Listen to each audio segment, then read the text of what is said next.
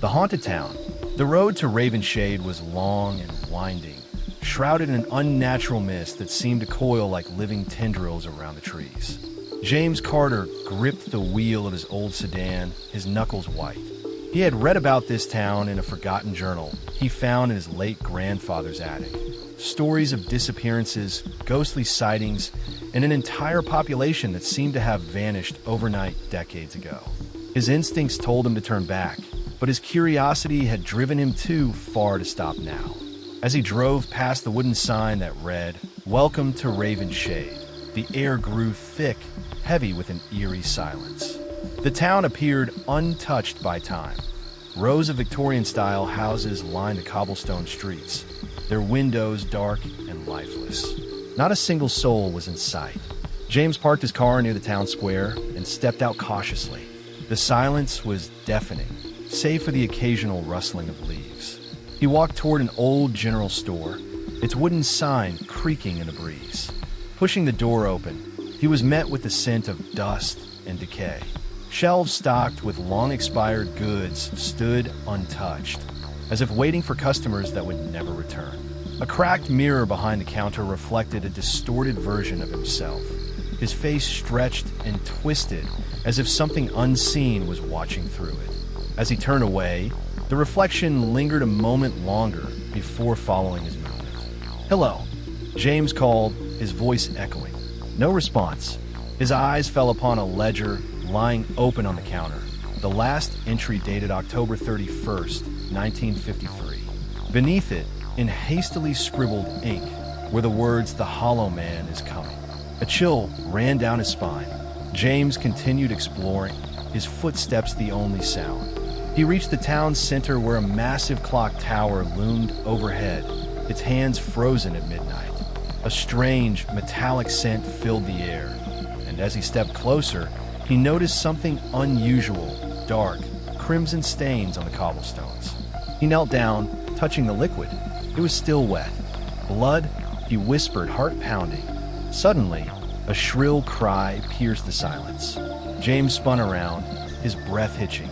A woman stood at the end of the street, her dress tattered, her face hidden beneath a dark veil. The air around her seemed to shimmer, as though reality itself rejected her presence.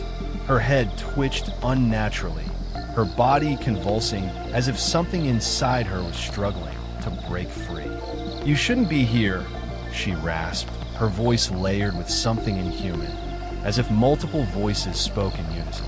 James's pulse raced. "Who are you?" She didn't answer.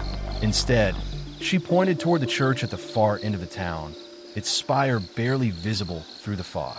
Then, as abruptly as she had appeared, she twisted and collapsed in on herself, vanishing into the mist with a grotesque, bone-cracking sound.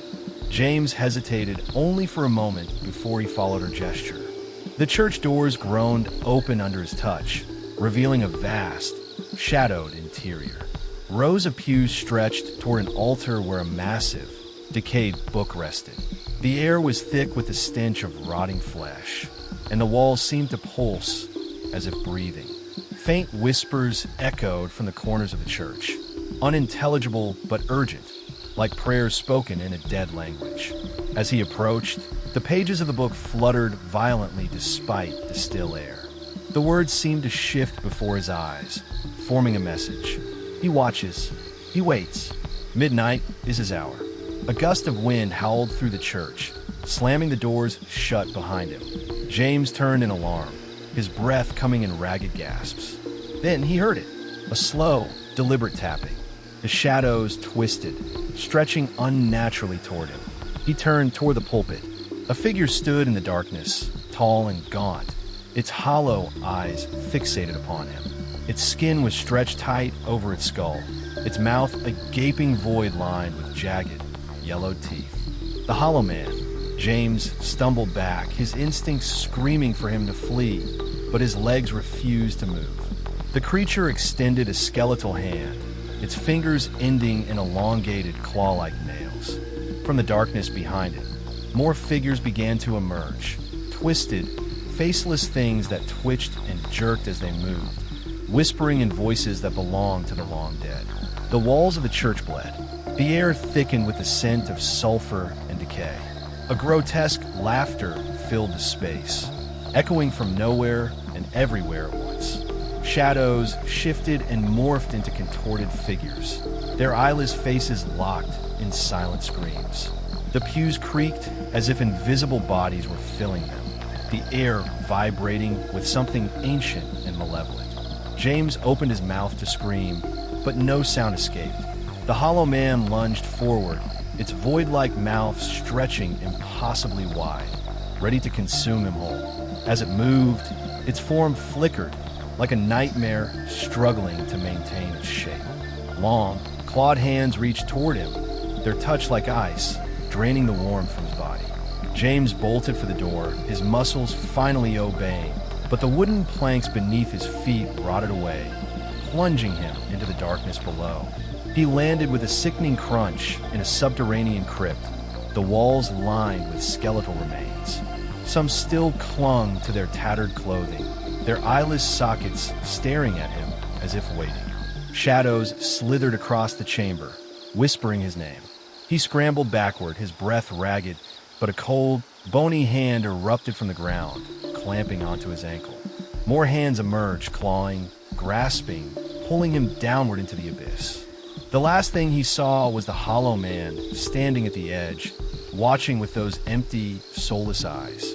The next morning, Ravenshade remained as it always had, silent, abandoned, lost in time. James Carter's car sat empty in the town square, the driver's door ajar. On the cobblestones below, a single phrase had been etched in blood. He watches, he waits, he feeds. But now, there was something else, a faint, desperate whisper carried on the wind. "Help me." And then silence. The Headless Woman. The night was darker than usual, an eerie silence blanketing the small village of Black Hollow. The only sound was the whisper of the wind weaving through the dense forest, carrying with it the scent of damp earth and decaying leaves.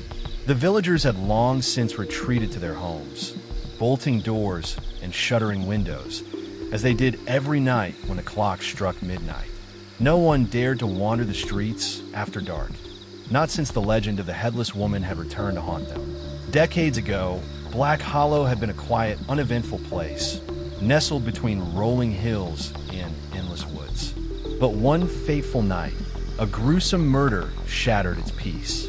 Eleanor Whitmore, a woman of striking beauty and mysterious origins, was found in the forest, her body mutilated, her head missing. Rumors spread like wildfire.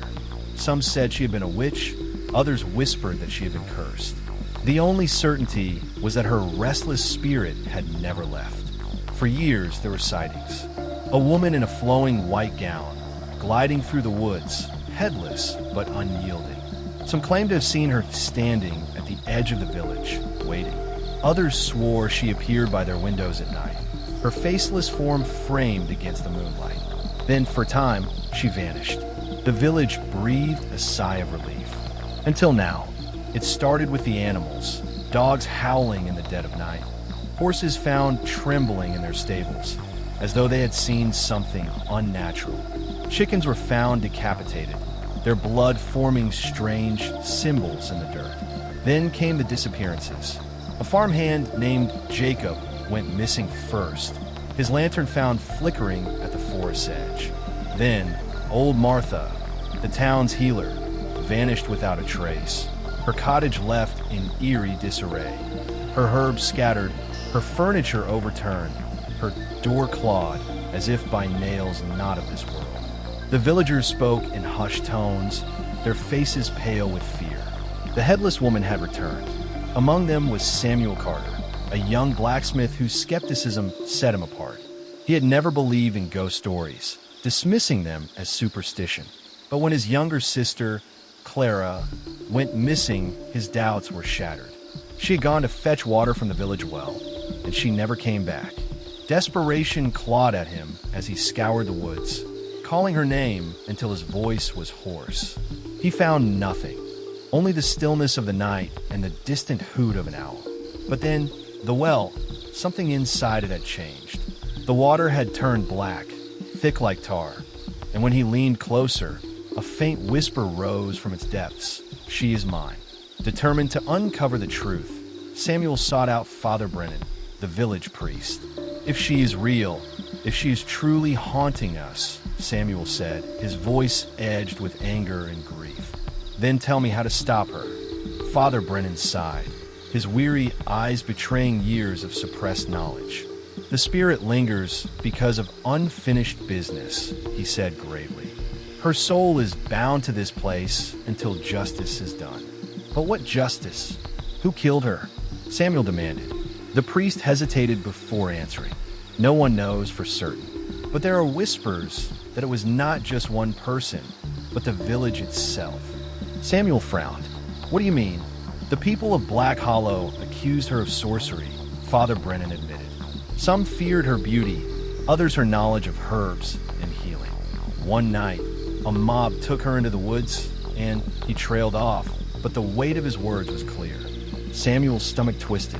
His village, his people, had done this. That night, armed with only a lantern and his courage, Samuel ventured into the forest. The air was thick with mist, tendrils of fog curling around the gnarled trees. He pressed forward, heart pounding, until he reached the clearing where Eleanor had died. The ground felt unnaturally cold beneath his feet. And then he saw her. She stood at the edge of the trees, her gown billowing though there was no wind. Where her head should have been, there was only emptiness. But Samuel could feel her gaze, heavy and sorrowful. Then the silence shattered. A wailing scream, high-pitched and inhuman, tore through the night. Samuel's breath caught in his throat as he stumbled back. The air grew colder, his skin prickling with unseen fingers trailing down his spine. Shadows slithered between the trees, writhing and shifting like living things. The trees groaned, their bark splitting, revealing faces contorted in eternal agony. Something was wrong, terribly wrong.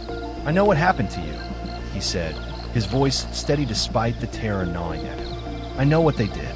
The Headless Woman did not move, but the air around her seemed to thrum with energy.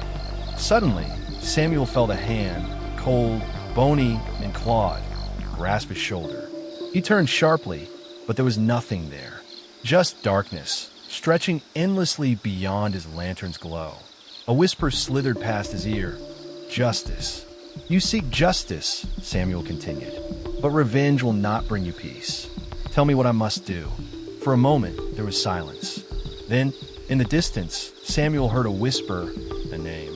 The name of the last living descendant of those who had wronged Eleanor. The village mayor, Henry Caldwell. Samuel did not hesitate. He ran back to the village, straight to Caldwell's estate. The old man was asleep when Samuel burst into his chamber, shaking him awake. "The Headless Woman knows what you did," Samuel said coldly. "It's time you confessed." Caldwell's face drained of color. I did nothing." "Liar," Samuel spat. "You carry the guilt of your ancestors.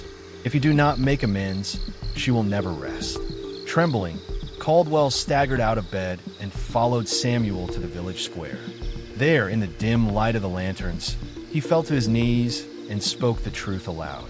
He recounted the crime, the cruelty, the injustice. The villagers gathered, shame darkening their faces. When the confession was done, a gust of wind howled through the square, and for the first time in decades, the village felt lighter. That night, the Headless Woman was seen one last time. She stood at the edge of the forest, her form shimmering in the moonlight. A final, piercing scream echoed through the air, fading into the night. Then, slowly, she vanished, as though carried away by the wind. But her story did not die. The village of Black Hollow never forgot the lesson they had learned. And though the legend of the Headless Woman remained, she never returned to haunt them again. But sometimes on the darkest nights, when the wind howled just right, the villagers swore they could still hear a whisper, a warning, a lament, or perhaps a promise that she would always be watching. And deep in the forest, where the trees bore the scars of an ancient sin, a pair of hollow, eyeless sockets still stared, unseen but ever present, waiting for the next soul to call her name. The last night, The cold wind howled through the empty streets of Ravenwood as Lucas tightened his coat around his body. The once vibrant town was now nothing more than a ghostly silhouette under the silver moonlight. The buildings stood abandoned, their windows shattered like gaping mouths, whispering unspeakable horrors. Shadows twisted unnaturally along the cobblestone streets, as if they had minds of their own, stretching and writhing in ways that defied logic. The air carried an eerie stillness, as if the town itself was holding its breath. Tonight was different. It was the last night he would ever walk these streets. Lucas had spent the past 10 years searching for answers. His sister, Emily, had vanished without a trace on this very night a decade ago. Every year, he returned to the place where she was last seen, a small bridge overlooking the lake, surrounded by towering oak trees that swayed like specters in the night. But tonight, he felt something he had never felt before, a presence. An oppressive, malevolent force that made his skin crawl, as though unseen eyes were peeling back his sanity, layer by layer. As he reached the bridge, he noticed a faint glow hovering above the water. His heart pounded. He stepped closer, and the glow flickered like a candle in the wind. Then, a voice, soft, fragile, yet unmistakably familiar, whispered his name. Lucas. His breath hitched. Emily. The glow brightened, and for the first time in 10 years, he saw her. She stood there, just beyond the surface of the water, her white dress flowing as if caught in an unseen current. But her eyes, those deep, sorrowful eyes, were filled with something that sent shivers down his spine. Behind her, the water rippled, but there was no wind. "You shouldn't be here," she murmured. "I had to come," he said, stepping onto the bridge's edge. "I need to know what happened to you." Emily lowered her gaze. "It's not safe, Lucas. You have to leave." Lucas clenched his fists. "Not until you tell me the truth." The wind howled again, but this time it carried something with it. A shriek, inhuman and bone-chilling. The trees groaned, their branches twisting violently. Then, from the darkness beyond the trees, something emerged. A figure tall and gaunt, its face a grotesque mask of rotting flesh and hollow eyes that oozed black ichor. Its jaw hung unnaturally loose, a guttural growl rattling from its throat. Maggots squirmed within its open wounds, and its elongated fingers flexed. The nails cracked and sharpened into jagged points. Emily gasped. "He's coming." "Who?" Lucas demanded, but before she could answer, the creature lunged toward him with terrifying speed, its gnarled limbs moving in jerky, unnatural spasms. Lucas barely had time to react, as the force of the darkness sent him sprawling onto the wooden planks. Pain shot through his ribs, but he scrambled to his feet just in time to see Emily being pulled backward by unseen hands. Her scream pierced the air, sharp and agonizing. "Lucas, run!" she shrieked, her voice laced with terror. But he didn't run. He wouldn't leave her again. The shadow twisted and writhed, its elongated limbs reaching for him. Its fingers, tipped with razor-sharp claws, scraped against the wood, leaving deep gouges. Lucas dodged, heart hammering against his ribs, but the air grew thick with the scent of decay and something worse. Something rancid and ancient, a stench of burning flesh and damp, rotting wood. A whisper, deep and distorted, slithered through the wind. "You belong here." Mustering all his courage, he reached forward, his fingers barely grazing Emily's before an unseen force yanked her further into the darkness. Desperation surged through him as he plunged into the freezing water, chasing after the fading glow of his sister. The lake was deeper than he remembered, and as he sank, his lungs burned for air. But he didn't stop. He couldn't. Then, through the murky depths, he saw them. Figures, their faces contorted in silent screams, their skeletal hands reaching toward him. The water was thick with shadows, writhing and pulsing like a living entity. And among them was Emily, her face pale, her eyes wide with horror. Behind her, something massive stirred in the darkness, something with too many limbs and too many eyes, each one fixated on him.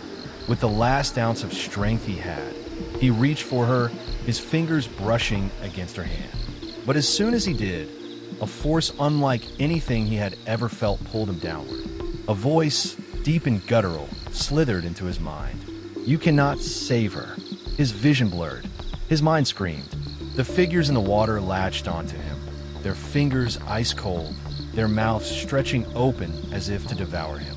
A searing pain shot through his skull as something slithered inside his head, whispering in a language he could not understand. His body convulsed as he felt unseen hands pulling, clawing at his flesh, peeling away his identity, his very soul. And then, darkness.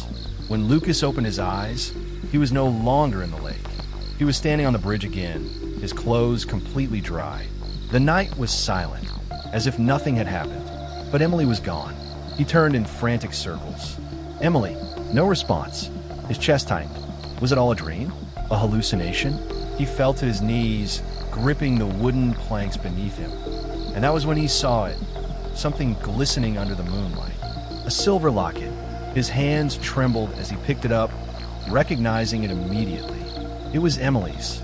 He opened it, and inside was a tiny photograph of them as children, smiling, happy, unaware of the horrors that would one day tear them apart.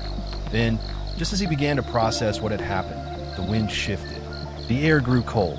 The wooden planks beneath him groaned as something heavy pressed against them.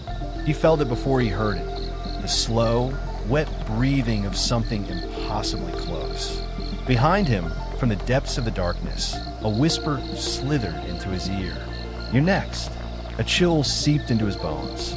His breath came in shallow gasps as he slowly turned around, knowing full well that something grotesque and hungry, was waiting for him in the dark. Then, the lanterns along the bridge flickered and went out. The last thing he saw was a gnarled, rotting hand reaching for him. And then the night swallowed him whole.